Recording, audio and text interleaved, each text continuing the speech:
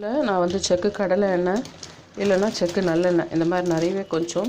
ஏன்னா இதில் காம்பு எடுக்கணும்னு அவசியம் இல்லை. அந்த காம்பு வந்து ஃபைபர் மாதிரி அது நல்லது தான் உடம்புக்கு.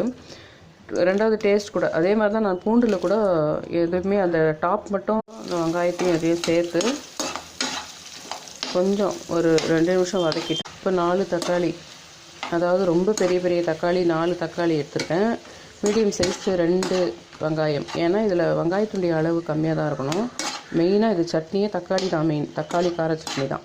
அதனால் தக்காளியினுடைய அளவு தான். பெருங்காயம் வந்து பூண்டு போட்ட பின்னாடி கொஞ்சம் இப்படி உடச்சிக்கடலை இருக்குது இல்லைங்களா, இதை சேர்க்குறேன். 8 ஃபேனுக்கு நேராக வச்சு 100 ml தண்ணி